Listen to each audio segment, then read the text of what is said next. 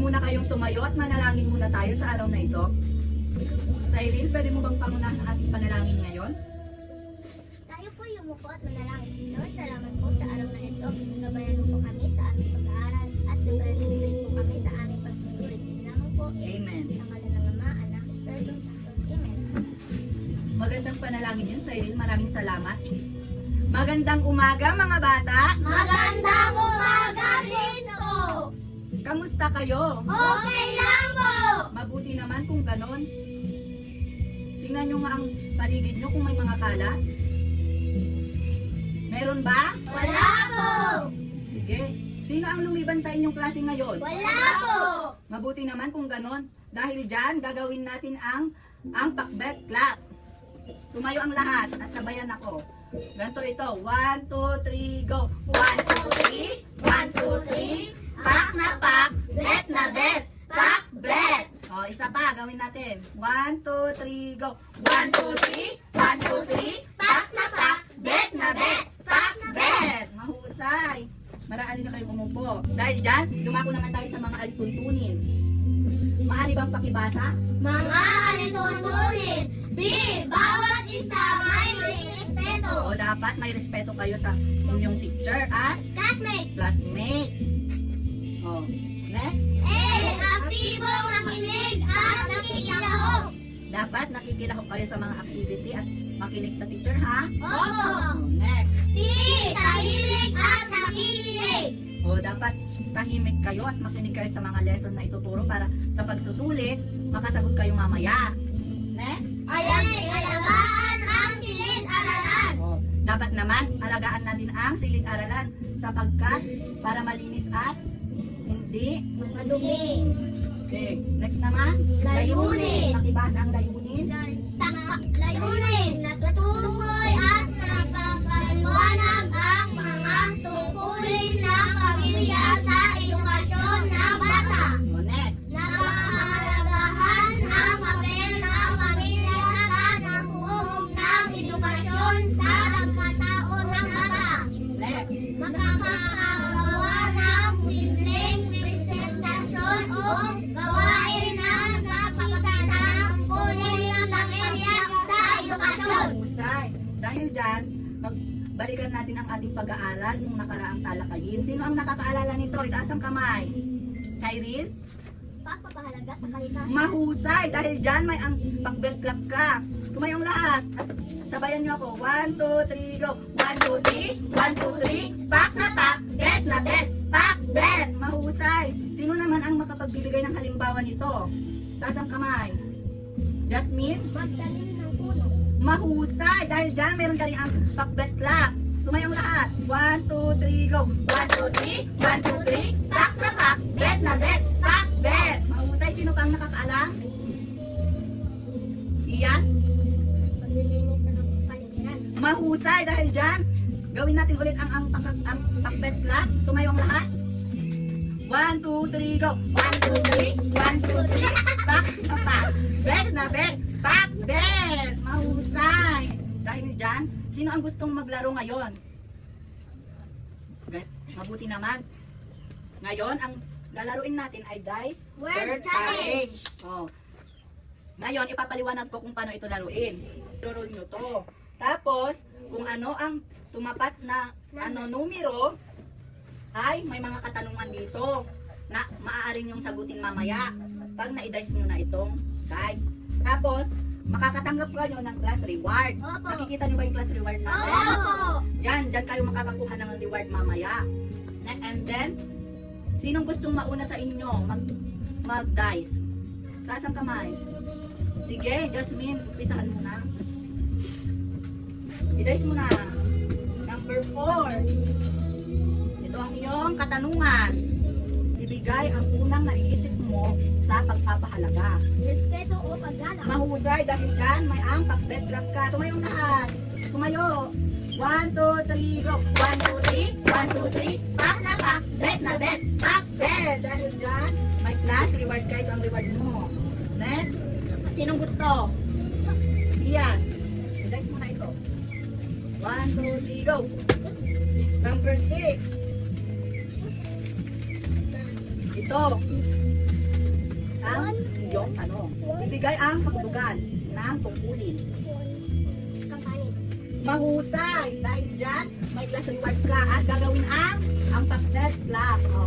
Sige, gawin natin ulit. 1, 2, 3, go! 1, 2, 3, 1, 2, 3, pak na pak, bet na bet, pak, bet! Yay! Next, sino pa?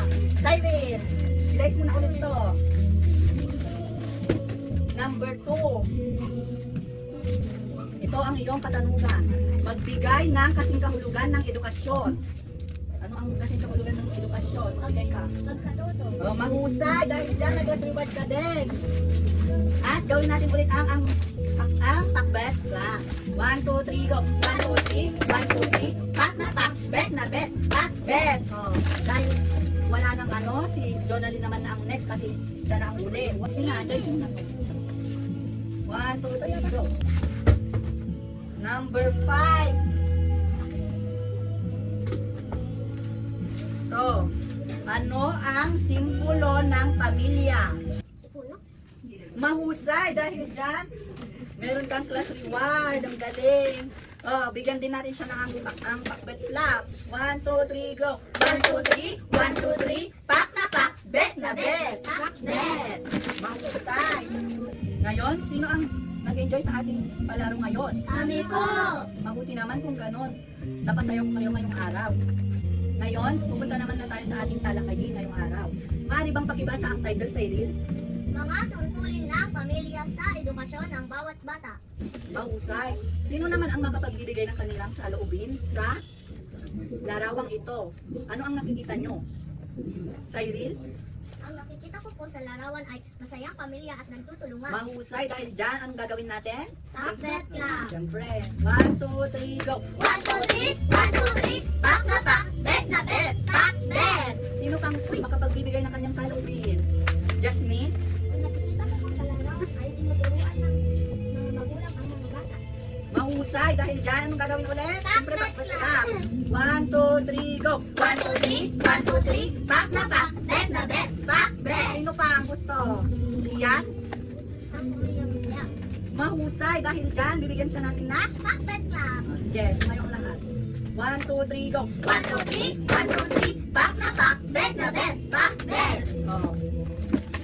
Ang ating talakayin ngayon ay mga tungkulin ng pamilya sa edukasyon ng bawat bata. Diba? Ang bata dapat tinuturuan ng mga magulang. Sila, ang ating magulang, sila ang unang nagtuturo sa atin. Sinasabi dito na ang pamilya, sila ang gumagabay sa inyo. Di ba yung mga magulang nyo, sila ang unang guro nyo? Sila yung unang nagtuturo.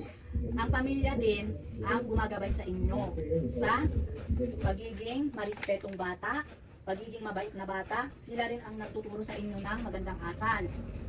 Na kung paano rin kayo, sila rin yung nagtuturo ng kung paano kayo makipag-communicate. For example na lang yung bata na isa, o di ba? Parang yung hindi siya tinuturuan ng magandang asal. Yung teacher niya, sinabihan siya na ipatawag yung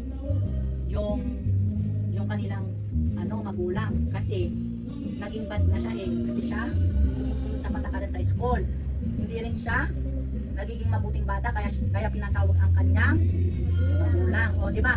Pag nakakagawa kayo ng mali, di ba? Pinapatawag ang inyong magulang sa school. O, dapat sa simula pa lang ang mga magulang nyo at ang pamilya nyo doon yung natututunan sa tahanan na maging mabuting bata, ganon, makapag-aral ng mabuti, tinuturuan kayo ng disiplina, dinidisiplina kayo ng mga magulang, kaya doon yun ang unang natututunan ang mga ito. Next naman, may mga batas tayo dito na nagtataguyod sa edukasyon. Maaari bang pakibigay ang isang batas? Jasmine? Basahin. Republic Act No. 9155 Governance of Basic Education Act of 2000. 2001. Very good. Then, sinasabi dito naman sa Governance Basic Education Act 2001, sila yung nagbibigay sa inyo ng libreng edukasyon sa sekundarya at elementarya. Di ba kagaya na naman ng public school? Di ba? Yung pinag-aaralan nyo, public school? Opo. Pinag-aaralan nyo, public school. O, tapos, bakit kaya nagbibigay sila ng free education? Kasi, maraming hindi nakapag-aaral kasi sa private school, doon may bayad. Sa public school naman wala. Kaya sila nagbibigay ng libreng edukasyon para matulungan kayo na makapag-aral. Mabigyan ng chance ang mga bata dahil may karapatan ang bata na makapag-aral. Next naman, ang Republic Act No. 093. Ang title niya ay ang Universal Access to Quality Tertiary Education Act. Oh, ito namang act na ito, sila rin yung nagbibigay ng libreng edukasyon at quality education sa college. O, di ba? Sa college, nagbibigay sila ng free tuition. Yung ibang college na university, nagbibigay sila ng admission test para doon kayong makapag-aral. Or, malibre yung education nyo. Yung kurso nyo na kukunin, pwede nyo kunin doon kasi mag-admission lang kayo pag naipasa nyo yun, doon kayo pupunta sa free education para wala kayong bayaran. Ang problemahin nyo na lang ay ang mga expenses nyo. Kaya, research nyo itong Republic Act na ito na dalawa kasi makakatulong ito sa inyo para maintindihan nyo kung ano ang mga free education sa mga paaralan. Maliwanag ba mga bata? Sige, pupunta naman na tayo sa mga tungkulin ng pamilya. Magbigay na ng isa sa Irene. Pagiging unang guro, ang magulang ang unang nagtuturo sa bata. Oh, di ba sinabi ko kanina ang magulang ang unang nagtuturo sa bata? Opo. Sila yung unang nagtuturo sa inyo kasi sa tahanan doon talaga matututunan ang mga magandang asal. Sila kasi yung nagdidisiplina sa inyo. Pangalawa naman, yan, Pagugbog ng pananaw. pag-ubog Pagugbog ng Sa? sa pananaw. Sa pag-aaral. Pagtingin ng bata sa edukasyon. Oh, di ba? Inuubog kayo ng mga ng mga magulang nyo na mag-aral ng mabuti. Gusto niya kayong makapag-aral, inuubog niya kayo na mag-aral kayo sa paaralan, ganun, inuubog nila kayo. Kaya, dapat, kung sinasabi ng magulang nyo na mag-aral kayo kasi para sa inyo rin lang yun. Okay?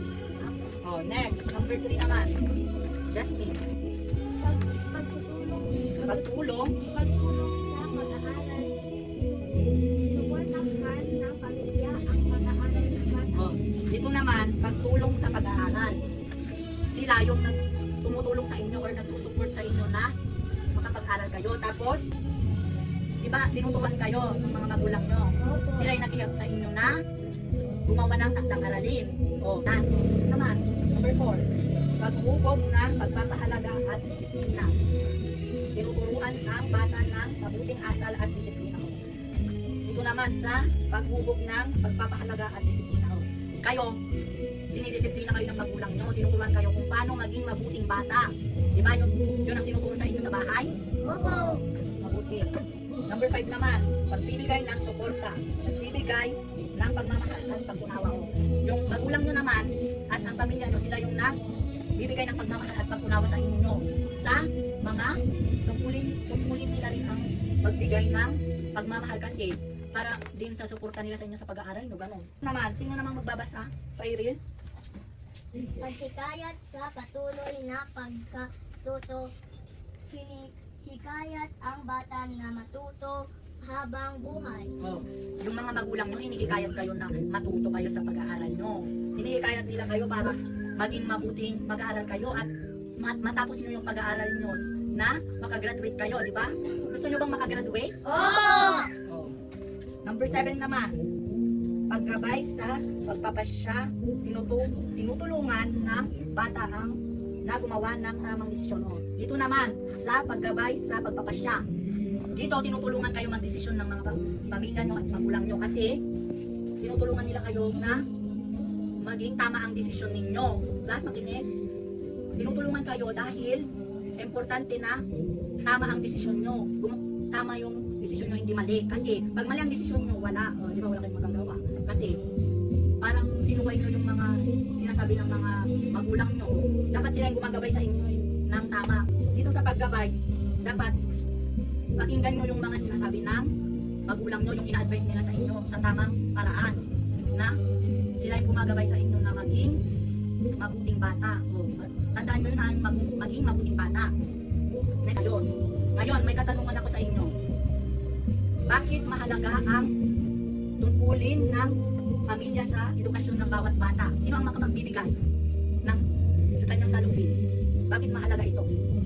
Nakinig pa kayo kanina sa tatalakayin? O, sino ang makapagbibigay? Cyril? Ang magulang ang unang nagtuturo sa bata. Mahusay dahil dyan, palakpakan siya natin ng ang pakbet na. 1, 2, 3, go! 1, 2, 3, 1, 2, 3, pak na pak, bet na bet, pak bet. O, sino naman gusto? Ian. Nagbibigay ng pagmamahal at pag-unawa. Mahusay dahil dyan, tumayo ang ulan ulit. 1, 2, 3, go! 1, 2, 3, 1, 2, 3, pak na pak, bet na bet, pak bet. Sino pang gusto? Jasmine. Tinuturuan ng bata ng mabuting asal at disiplina. Mahusay dahil dyan, ulit. Siyempre, 1, 2, 3, go! 1, 2, 3, 1, 2, 3, pak na pak, bet na bet, pak bet. At ngayon, dumako naman tayo sa ating gawain. Ang gawain 1. Ang title niya ay, Payong mo, gabay ko. Ito ang panuto natin. Gumawa ng isang advice card para sa isang mag-aaral na nahihirapan sa pag-aaral. Isulat ang 3 payo kung paano siya matutulungan ng kanyang pamilya. Ito, nakikita niyo ba ito? Opo. Ito, dito niyo isusulat yung advice card niyo sa nahihirapan na mag-aaral. Ngayon, pagkatapos nyo isulat ang advice card, idadrop nyo siya dito, iutulog nyo. Bibigyan ko na kayo ha.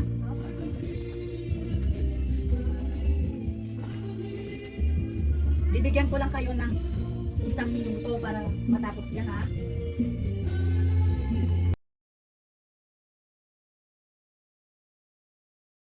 Tapos na ba ang lahat? Opo. Opo. Maaari nyo nang ihulog dito sa advice card.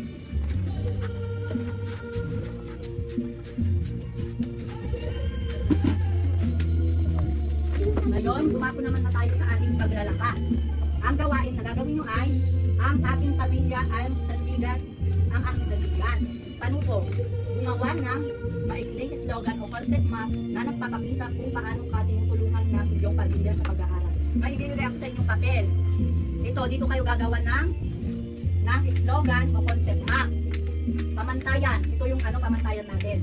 Ilalaman, 10%. Kalinisan, 5%. Pagkamalihain, 15%. Yung kabuuan niya ay 30%. Bibigyan ko lang kayo ng 2 minuto para gumawa ng concept map o maikling slogan. Sige, maaari nyo nang simulan.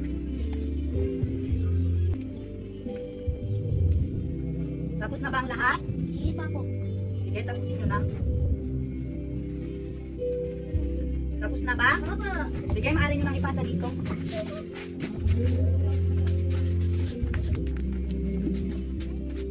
Ngayon, dumako naman tayo sa paglalahat. Ang pamagat ay food for thoughts. Ito yung panuto niya. Sagutan ang katanungan sa ibaba. O, mayroon 2 katanungan dito. Basahin nyo. Bakit mahalaga ang gampanin ng edukasyon sa kabataan? Number 2. Anong mga pagpapahalaga ang makakatulong sa inyo bilang mag-aaral? Paano ito makakatulong? O, yung sagot nyo, isusulat nyo sa papel nyo. Bibigyan ko lang kayo ng kalahating minuto para sagutin nyo.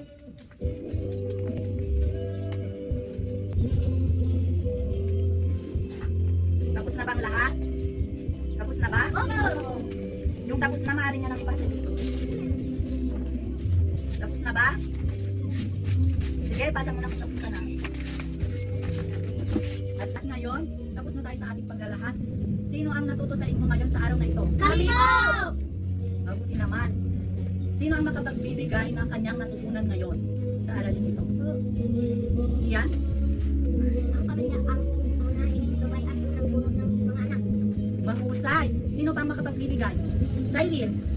Tungkulin ng mga magulang na turuan at alalayan ang kanilang mga anak. Magaling. Sino pa? Jasmine? Mga tungkulin ng pamilya sa edukasyon ng bawat bata. Mahusay. Dahil dyan, tumayo ang lahat at gawin ulit ang pakbet lang. 1, 2, 3, go! 1, 2, 3, 1, 2, 3, pak na pak, bet na bet, pak bet. At ngayon, dumako na tayo sa ating takdang aralin. Ang pamagat ay, gagawin ko. Ito ang panuto na gagawin nyo para sa inyong takdang aralin. Gumawa ng poster na nagpapakita ng tungkulin ng pamilya sa edukasyon ng mga bata. Yan ang gagawin nyo. Tapos, ang pamantayan ay ilalaman, 15%, kalinisan, 5%, pagkamalikhain, 30%, ang kabuuan ay 50%. At dahil dyan, ito ang ating talakayin sa araw na ito. Natuto ba ang lahat, class? Opo! Mabuti mabuti naman kung ganon. Maraming salamat sa inyong aktibong pakikinig at pakikilahok sa ating aralin ngayon. Maraming salamat, class. Goodbye! Goodbye, sir!